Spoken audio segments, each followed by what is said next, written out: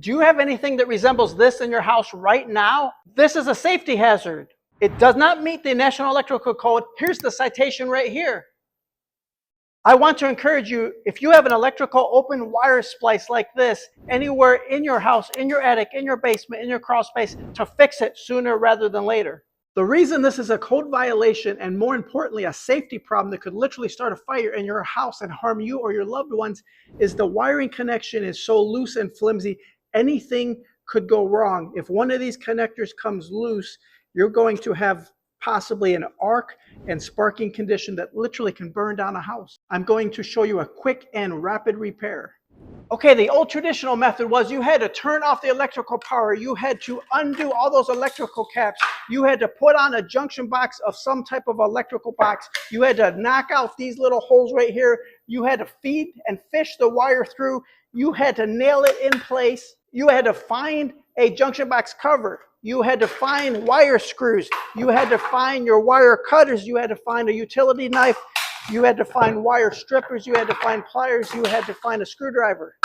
That's a waste of your time. There's a much better way. Some smart guy from Racketeers has invented the open splice junction box. This is made in the USA. It meets all modern safety certifications. You simply now have this clamshell device that will snap over your wire splices and making them a safe, sturdy connection. Okay, while you're fixing your open wire splice, I would advise turning off the power.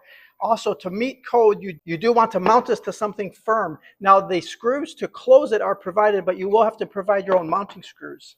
And then in this case, I simply have 2 wires coming in, so I'm just going to knock out 2 of the 4 possible options. And why it's a miracle box is you no longer have to disconnect all this wiring. You can just do it right on the surface. Let me show you.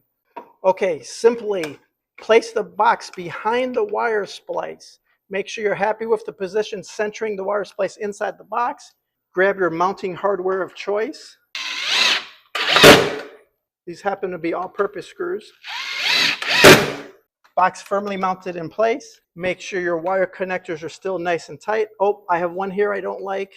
Electrical tape is a bad choice. Let's go back to a wire nut. All right, make sure your wires are at the same height or depth, if you will. Can you see that? As long as they're at the same height, no pre-twisting required. This nut will simply bond those 2 wires together into the metal plate inside. Delicately but firmly fold all of your wire connections inside the box. I like to go as deep as possible. Believe it or not, we're almost done already.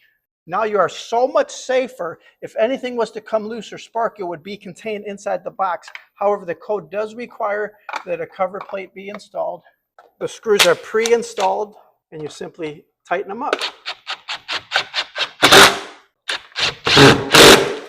That's a rapid repair I bet was even faster than you expected. These junction box clam designs are so smart. Whoever invented this, I am jealous. I wish I invented this. Now, there are some Chinese knockoffs that do not meet UL listing and American safety standards, so make sure you buy this official one from Racketeers. The product link is in the video description down below and the pinned comment.